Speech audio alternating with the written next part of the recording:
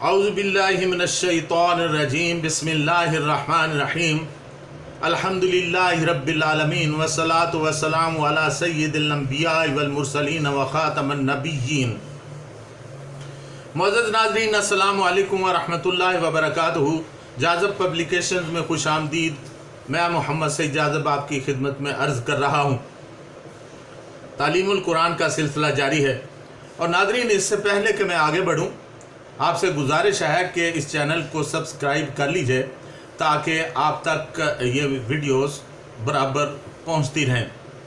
और दूसरी अर्ज़ यह है कि इसको लाइक और शेयर भी कर लीजिए ताकि और लोगों तक भी अल्लाह और अल्लाह के रसूल का पैगाम पहुंच जाए। नाज़रीन, सूरह बकरा का बयान है और आज आयत नंबर 6 और 7 की तशरीहात आपकी खिदमत में रखूँगा। अल्लाह ताला ने फरमाया, इन्नल्लज़ीन कफ़रू सवाउन अलैहिम अअन्ज़रतहुम अम लम तुनज़िरहुम ला युमिनून ख़तबल्लाहु अला क़ुलूबिहिम व अला समइहिम व अला अबसारिहिम ग़िशावतुन व लहुम अज़ाबुन अज़ीम। बेशक जिन लोगों ने कुफ्र इख्तियार कर लिया है, बराबर है उनके लिए चाहे आप सल्लल्लाहु अलैहि वसल्लम उन्हें डराएं या ना डराएं, वो ईमान नहीं लाएंगे। मोहर लगा दी है अल्लाह ताला ने उनके दिलों पर और उनके कानों पर और उनकी आंखों पर पर्दा है और उनके लिए बहुत बड़ा अजाब है। नाज़रीन, कुफ्र क्या है, आइए इसके बारे में जान लेते हैं। लुगातुल कुरान में कुफ्र के लग़वी मानी छुपाने और ढांपने के आते हैं। इब्न फारस रहमतुल्लाह अलैह फरमाते हैं कि उस शख्स को जो इस तरह हथियारों में डूब जाए कि उसका बदन नजर ना आए, उसको काफिर कहते हैं। रात को भी काफिर कहते हैं क्योंकि इसकी तारीकी तमाम चीज़ों पर पर्दा डाल देती है। किसान को भी काफिर कहते हैं क्योंकि वो बीज को मिट्टी में छुपा देता है। छुपाने के मफहूम की वजह से इसके मानी इनकार करने के भी होते हैं। ईमान के मुकाबल में कुफ्र है और इसके यही मानी हैं जो कि छुपाने के होते हैं, यानी कुरानी सदाकतों का इनकार करना। इस तरह मोमिन के मुकाबल में काफिर उसे कहा जाएगा जो ठोस सच्चाइयों को पसे पर्दा रखना चाहे, जो खुदा के दिए हुए अब्दी हकायक को पोशीदा रखे और सच को मानने से इनकार कर दे। नाज़रीन, कुफ्र बमुकाबला शुक्र भी आता है, इसलिए कि शुक्र के मानी किसी चीज़ का उभर कर सामने आ जाना है। लिहाजा कुफरान नेमत का मतलब है नेमतों को छुपा लेना। चुनाचे शुक्र ईमान का हिस्सा है।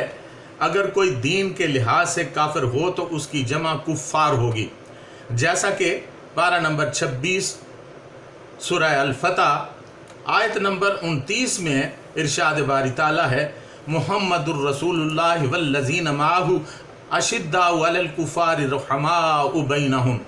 मोहम्मद सल्लल्लाहु अलैहि वसल्लम अल्लाह के रसूल है और वो लोग जो उनके साथ हैं कुफार के मुकाबला में बहादुर और ताकतवर हैं, आपस में बड़े ही रहमदिल हैं। इसी आयत में आगे चलकर फरमाया, लिया गीज़ा बिहिमुल कुफ़ार, ताकि शिद्दत गज़ब से जलते रहें उन्हें देखकर कुफ़ार। और अगर कुफर नेमत के मुकाबल हो तो इस काफिर की जमा कफरतुन होगी, जैसा कि पारा नंबर 30 सूरह अबस आयत नंबर 42 में है, उलाइका हुमुल कफरतुल फजरा, यही वो काफिर व फाजिर लोग होंगे। नाज़रीन, मशहूर साइंटिस्ट इंजीनियर बशीर महमूद साहब अपनी तफसीर साइंसी तफसीर किताब ज़िंदगी में लिखते हैं, कुरान करीम की रूह से काफिर का लफ्ज़ कोई गाली नहीं बल्कि एक हकीकत नफ्सुल अमरी का बयान यानी स्टेटमेंट ऑफ फैक्ट है। आप एक पार्टी बनाते हैं, जो लोग इसमें शामिल होते हैं उन्हें पार्टी का मेंबर कहा जाता है اور جو اس میں شامل نہیں ہوتے وہ غیر ممبر یعنی نان ممبرز کہلاتے ہیں۔ اسلامی معاشرہ کے ممبروں کو مومن کہا جاتا ہے، اور جو اس معاشرہ میں داخل ہونے سے انکار کر دیتے ہیں وہ نان ممبرز کافر یعنی کافر کہلاتے ہیں۔ ان غیر ممبروں کافروں کے متعلق جس عذاب کا ذکر آیا ہے وہ ان کی غلط روش کے نتائج ہوتے ہیں جسے وہ صحیح راستہ کے انکار سے اختیار کرتے ہیں۔ دوسرے معنوں میں یہ کفر اختیاری ہے، یعنی جب کسی کے سامنے دو راستے ہوں جس میں سے ایک راستہ صحیح منزل کی طرف جاتا ہو اور دوسرا راستہ کہیں دلدل یا گہرے کنویں کی طرف جاتا ہو، اور آپ کو اختیار ہو کہ آپ کسی ایک راستہ پر چل پڑیں۔ اب اگر آپ اپنی مرضی سے کسی غلط راستہ پر چل پڑیں تو یہ آپ کا اختیاری عمل ہے۔ دین پر عمل کے دو راستے بتا دیے گئے ہیں، صحیح راستہ پر چلیں گے تو مومن کہلائیں گے، اور اپنی مرضی سے غلط راستہ پر چلیں گے تو کافر کہلائیں گے۔ دین میں کوئی جبر و اکراہ نہیں ہے، اس بات کو اللہ تعالیٰ نے بالکل واضح کر دیا ہے۔ پارہ نمبر 3 سورہ البقرہ آیت نمبر 256 میں ارشاد باری تعالیٰ ہے، لا اکراہ فی الدین قد تبین الرشد من الغی فمن یکفر بالطاغوت ویؤمن باللہ فقد استمسک بالعروۃ الوثقی لا انفصام لها واللہ سمیع علیم۔ دین میں کوئی زبردستی نہیں ہے، ہدایت گمراہی سے خوب واضح ہے، تو جو انکار کرے شیطان کا اور ایمان لائے اللہ تعالیٰ کے ساتھ تو اس نے پکڑ لیا مضبوط حلقہ جو ٹوٹنے والا نہیں، اور اللہ تعالیٰ سننے والا اور جاننے والا ہے۔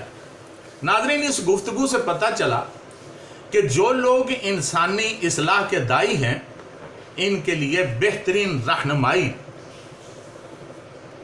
یہی ہے۔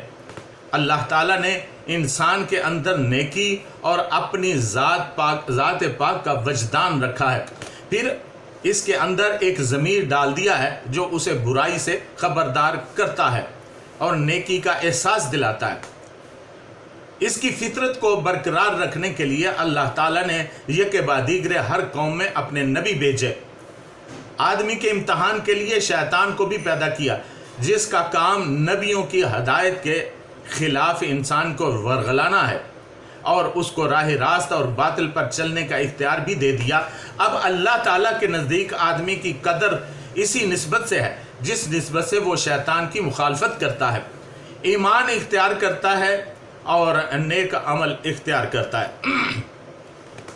ناظرین، انسان کے آخری دور میں جب اس کے مسائل بہت زیادہ بڑھ گئے تو اللہ تعالیٰ نے اس کی ہدایت کے لیے اپنے سب سے آخری اور محبوب نبی صلی اللہ علیہ وسلم کو بھیجا۔ آپ صلی اللہ علیہ وسلم کے عہد میں ذرائع ابلاغ کو بھی ترقی دے دی کہ آج ہر کان میں اللہ کا پیغام پہنچ سکتا ہے اور ہر دل تک نبی اکرم صلی اللہ علیہ وسلم کی تعلیم کی رسائی ہو سکتی ہے۔ ایسے میں جو لوگ آپ صلی اللہ علیہ وسلم کے راستہ کو چھوڑ کر اپنے خود ساختہ راستوں پر چلتے چلتے دور نکل جاتے ہیں اور ان کے دلوں پر شیطان قبضہ کر لیتا ہے اور ہدایت کی طرف جانے والے تمام راستوں پر بیٹھ کر ان کے ضمیر کو خاموش کر دیتا ہے، یوں ان کے اسلام کی طرف آنے کی گنجائش ہی ختم ہو جاتی ہے۔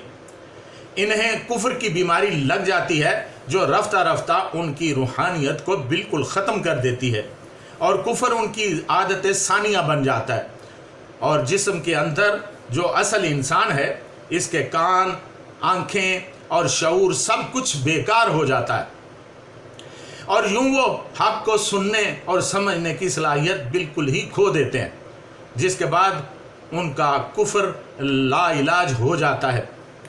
کافروں کی طرح منافقوں کا بھی یہی حال ہے، اور یہی وہ وقت ہے کہ جس کے لیے اللہ تعالیٰ نے فرمایا ان الذین کفروا سواء علیہم اانذرتہم ام لم تنذرہم لا یؤمنون، بے شک جن لوگوں نے کفر اختیار کر لیا ہے یکساں ہیں ان کے لیے کہ آپ صلی اللہ علیہ وسلم انہیں ڈرائیں یا نہ ڈرائیں، وہ ایمان نہیں لائیں گے۔ ناظرین، आकाए दो जहान सल्लल्लाहु अलैहि वसल्लम ने फरमाया कि हर बुराई का असर कल्ब पर एक स्याह दाग की मानिंद होता है। जब इंसान बुराइयों से बाज नहीं आता तो एक वक्त ऐसा भी आता है कि ये काले धब्बे उसके दिल को पूरी तरह ढांप लेते हैं, फिर हदायत के नूर का गुज़र नहीं होता। यही वो कैफियत है जिसके लिए अल्लाह ताला ने फरमाया ख़तमल्लाहु अला कुलूबिहिम व अला समिहिम व अला अबसारिहिम गिशावत। मोहर लगा दी है अल्लाह ताला ने उनके दिलों पर और उनकी समात पर और उनकी आंखों पर पर्दा है।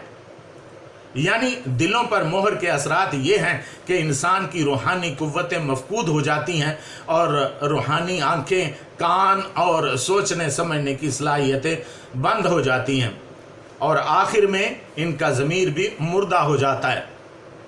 एटॉमिक साइंसदान इंजीनियर जनाब सुल्तान बशीर महमूद साहब लिखते हैं कि साइंसी लिहाज से दिलों पर मोहर एक साइकोलॉजिकल बीमारी है जिसकी वजह से इंसान और कुफर पर मुसलसल इसरार होता है। ये गुरूर से शुरू होती है और फिर अनजाने खौफ और डिप्रेशन में बदलकर बीमार को हमेशा के लिए ईमान की दौलत से महरूम कर देती है। लिहाजा वलहुम अज़ाबुन अज़ीम, यानी अज़ाब अज़ीम उनका मुक़द्दर बन जाता है। तो ये थी नाज़रीन सूरह बकरा की आयत नंबर 6 और 7 के तशरीह व तफ़हीम। इसके साथ ही इजाज़त चाहूँगा। आइंदा नशिस्त में इंशाअल्लाह आयत नंबर 8, 9 और 10 के बारे में बात होगी। तब तक के लिए इजाज़त। व मा अलैना इल्लल बलागुल मुबीन।